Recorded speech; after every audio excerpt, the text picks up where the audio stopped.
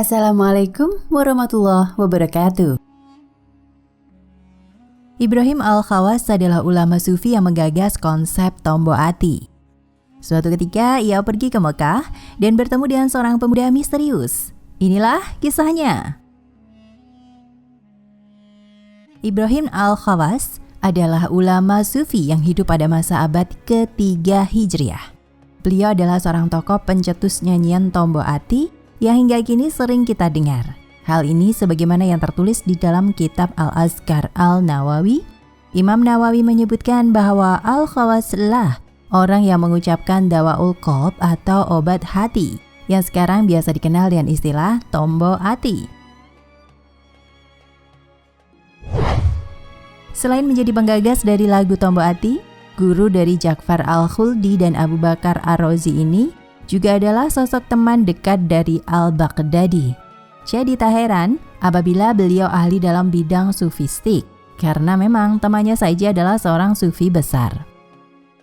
Al-Khawas juga diriwayatkan seringkali bolak-balik ke Mekah. Selain untuk menunaikan ibadah haji, tak jarang beliau juga membuat majelis-majelis ilmu di sana.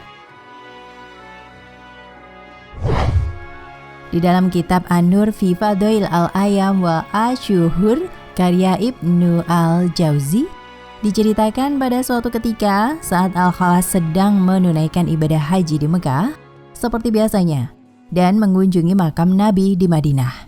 Di tengah-tengah perjalanan, dia bertemu dengan salah seorang pemuda yang berjalan sendirian. Kemudian pemuda ramah itu menyapa Al-Khawas dengan salam dan Al-Khawas pun menjawab salam pemuda itu dengan sukacita. Setelah saling sapa antara Al-Khawas dan pemuda, selanjutnya terjadilah obrolan antara keduanya. "Wahai pemuda yang baik, kamu berasal dari mana?" tanya Al-Khawas kepada sang pemuda. Dia pun menjawab, "Saya berasal dari Nya." "Lalu hendak kemana?" tambah Al-Khawas. "Saya sedang menuju Nya dan menuju anugerah Nya," jawab sang pemuda. Tak cukup sampai di sini obrolan antara keduanya. Al-Khawas melontarkan pertanyaan lagi kepada sang pemuda. "Lalu bekal apa yang kau bawa, wahai pemuda?" Pemuda tadi pun menjawab dengan singkat, "Kaf hai ash." Mendengar jawaban seperti itu, Al-Khawas bingung.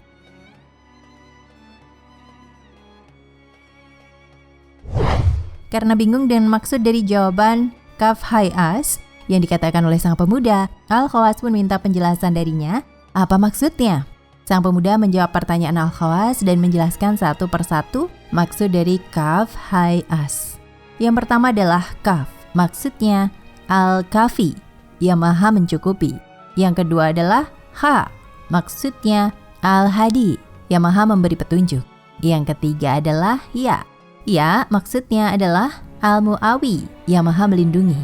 Kemudian yang keempat adalah ain, maksudnya Al-Alim, yang maha mengetahui. Kemudian yang terakhir adalah sod, maksudnya As-Sodiq, yang maha benar. Seketika Al-Khawas pun terkagum mendengar jawaban dan penjelasan dari sang pemuda.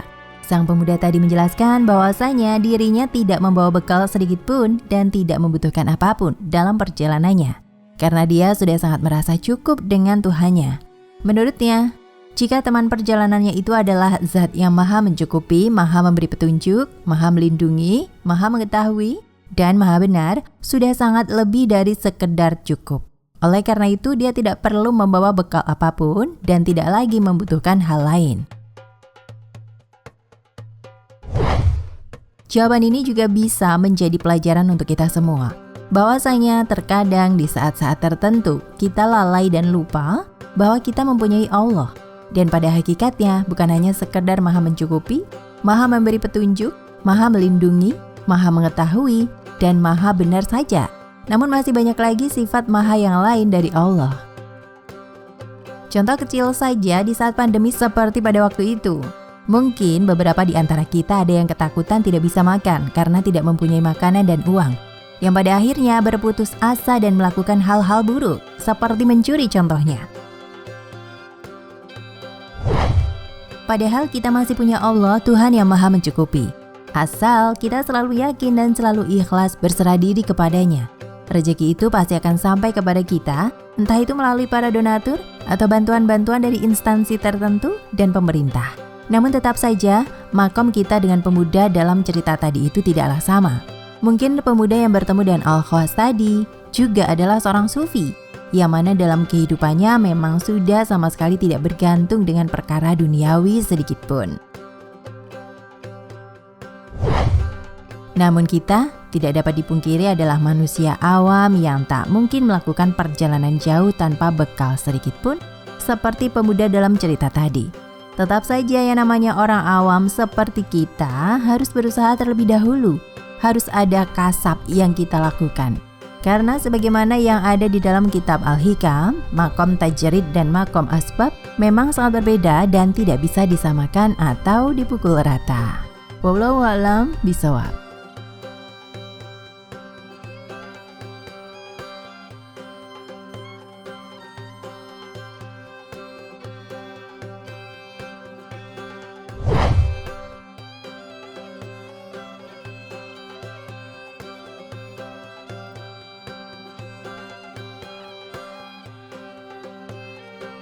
Pertanda kiamat itu banyak, dan disadari atau tidak, kita sebagai umat akhir zaman ini memang berada pada titik awal sekaligus akhir di mana kita akan menjumpai atau melihat sekian banyak dari pertanda kiamat itu.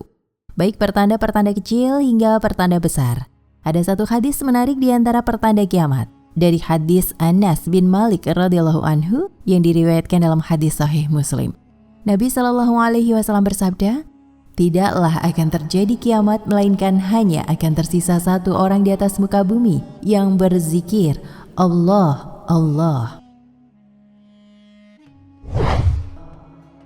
Riwayat lain dari Imam Ahmad disebutkan Nabi bersabda, "Tidaklah akan terjadi kiamat melainkan hanya akan tersisa satu orang di atas muka bumi yang berzikir La ilaha illallah." Dari hadis di atas, dapatlah kita pahami bahwa kiamat akan terjadi jika sudah tidak ada lagi seorang pun yang mengucapkan lafaz Allah atau kalimat tauhid La ilaha illallah. Mengapa tak ada lagi yang berzikir? Apakah sudah tak ada lagi manusia yang beriman lagi di masa itu? Kita sama-sama tahu bahwa bentuk lafaz penyebutan kalimat Allah atau La ilaha illallah yang nampak dan paling sering berkumandang hanyalah akan terdengar di saat azan, dikumandangkan 5 kali dalam sehari. Sekiranya kumandang azan tak lagi terdengar melalui pengeras-pengeras suara dari masjid dan musala, maka di saat itulah lafaz-lafaz kalimat Allah dan kalimat La ilaha illallah tak bergema di muka bumi ini. Bagaimana prosesnya hingga suara azan tak bergema lagi di muka bumi? Apakah menjelang di akhir zaman tak ada lagi seorang muslim pun yang tersisa? Atau memang ada pelanggaran azan di masa itu? Tidak, seiring dengan kecanggihan teknologi dan atas nama toleransi atau adanya stigma, serta tuduhan bahwa suara azan melalui pengeras suara itu bisa menimbulkan gangguan berisik bagi masyarakatnya di zaman itu, maka pertanda waktu sholat bisa dialihfungsikan melalui program azan yang bersifat digital. Bagaimana kumandang azan digital? Ya, banyak bentuknya. Salah satunya bisa jadi nanti ada pertanda waktu sholat dilakukan melalui kumandang azan secara live streaming melalui handphone yang terhubung dari masjid ke masing-masing jamaahnya. Di kamar-kamar hotel berbintang hari ini, rata-rata telah terpasang speaker-speaker aktif yang terhubung langsung atau tidak langsung ke masjid atau musola atau resepsionis yang secara otomatis akan mengumandangkan suara azan setiap kali masuk waktu sholat. Teknologi azan digital semacam ini boleh jadi dianggap sebagai solusi bagi polemik kekerasan suara speaker suara azan konvensional yang dianggap berisik dan mengganggu oleh kelompok munafikun di zaman itu. Suka atau tidak suka, di akhir zaman kita pasti akan dihadapkan pada berbagai bentuk upaya degradasi kumandang azan. Sampai pada akhirnya, di tengah-tengah masyarakat umat Islam akhir zaman, azan hanya berkumandang melalui alarm handphone atau speaker kecil yang dipasang di rumah-rumah. Sebab ada banyak aturan-aturan yang membatasi, bahkan menutup ruang kebebasan syiar azan itu secara terbuka. Alasannya, munculnya aturan itu dibuat berbagai macam alasan yang terkesan dibuat-buat dan tidaklah terlalu urgent. Atas nama toleransi beragama lah, atas nama HAM lah, atas nama polemik gangguan bagi umat berbeda keyakinan lah, dan sebagainya. Padahal faktanya masih banyak pengakuan jujur dan terbuka dari penganut agama non-muslim yang sama sekali tidak terganggu dengan kumandang azan. Malah senang mendengar kumandang azan itu sendiri. Sebab suara azan berkumandang di negeri ini telah ada sejak Islam masuk ke Nusantara sejak abad ke-11 Masehi, bahkan lebih awal di abad 9 Masehi. Kumandang suara azan melalui speaker-speaker di wilayah yang memang sejatinya menjadi mayoritas umat Islam memang merupakan sebuah keniscayaan sekaligus sebagai konsekuensi logis di mana hal tersebut menunjukkan syiar Islam. Sama seperti konsekuensi logis bagi mereka yang tinggal di sekitar rel kereta api pun juga akan siap mendengarkan bunyi kereta api yang berisik dan mengganggu setiap kali ada kereta yang melintas. Meskipun lagi-lagi gangguan suara berisik tidak bisa disamakan dengan suara berisiknya rel kereta api. Apalagi membuat pola perbandingan tolol antara suara kumandang azan dengan suara gonggongan anjing. Contoh lain seperti di Singapura hari ini, dulu ketika Singapura masih menjadi bagian dari negara Melayu Malaysia, sebagaimana azan berkumandang di negeri-negeri Malaysia. Maka setelah Singapura memisahkan menjadi negara sekuler, mimpi saja mendengarkan kumandang azan yang bergema di jalan-jalan umum.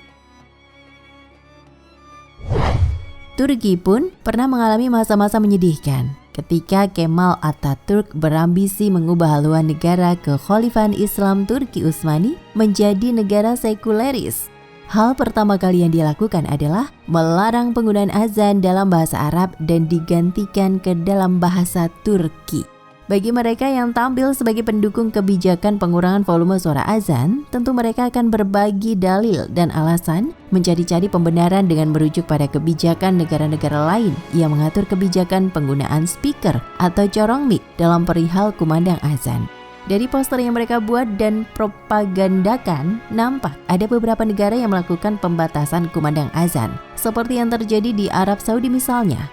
Padahal negara kita sesungguhnya memiliki kearifan lokal sendiri yang tak harus mereferensi pada kasus dan kebijakan luar. Nah, di sini kadang yang menjadi lucu sekaligus paradoksnya.